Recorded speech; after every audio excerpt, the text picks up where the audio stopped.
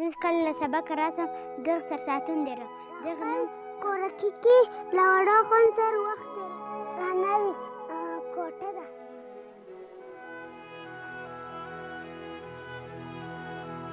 السلام علیکم، زه یم قراشه. زه دا هیله لرم چې تاسو به روغ جوړ یې.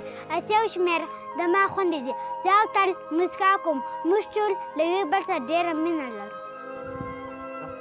السلام علیکم، زه یم تنویر قراشه واسیه. ما خویندې دي، زه له لوبو سره مینه لرم. موږ درې پر کور یوه د لوبو نړۍ جوړوو. سلامونه، نیک احترامات. زه آسیه یم، زما ملګري قراشه شمیره له ما سره دي.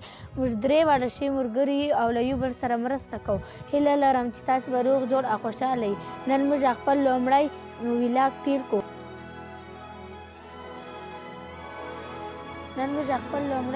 کورکۍ ده.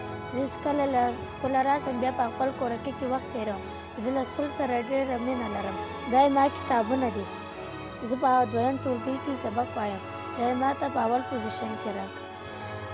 دا یې ما ته په دویم پوزیشن کې راکړه. دا یې ما ته په دویم پوزیشن کې راکړه. دا یې په اول پوزیشن کې راکړه. څه کوې قراشي؟ زه خپل خط لیکم. زه په کورکۍ کې وخت تېروم.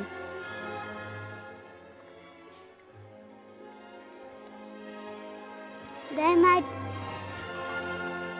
زما ډېره ملګرې ده. زه کله له سبقه راشم دغه سر ساعتونه ډېروم.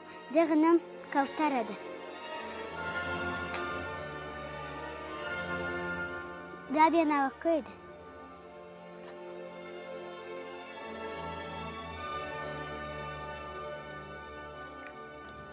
دا بیا فوجي ده.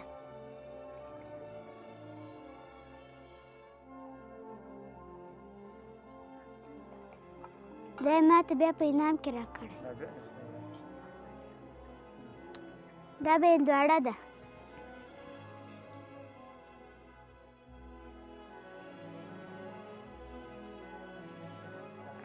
څه کوې شمېرې؟ زه د سکول کام لیکم. زه په خپل کورکۍ کې خوشحاله ناست یم. تاسو څنګه راغلې؟ زه چې کله له سکوله راشم د خپل کورکۍ کې له وړو خوند سره وخت تېروم. دا زرکه ده. دا یې ما ډېره ملګرې ده. دا زرکې لور ده. دا بله ناوکۍ ده. بله ناوکۍ ده. دا ناوکۍ بسترې دي.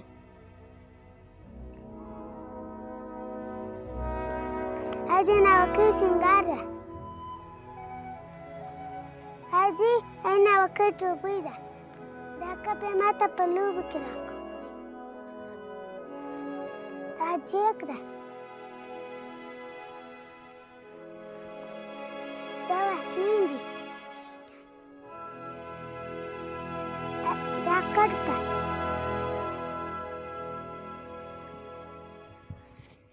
دا بالو ده.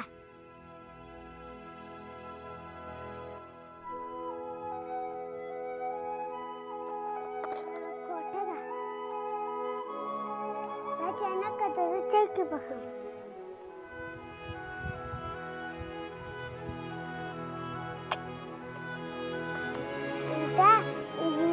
دغه تالاو ده.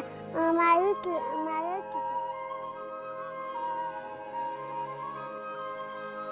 ته څه کوې؟ کار کوم. زه تر مکتب راځم. خپل کتابتون کې د سکول کار کوم.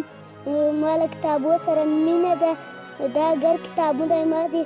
زه نن ورځ له خوند سره تېروم او دوی د کورکۍ سبق ورته وایم.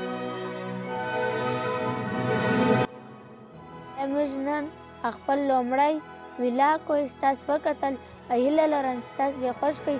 خپل نظرونه او تجربې له مو سره شریک کړئ. ما او قراشي او شمیرې او تنویر ته اجازه راکړئ.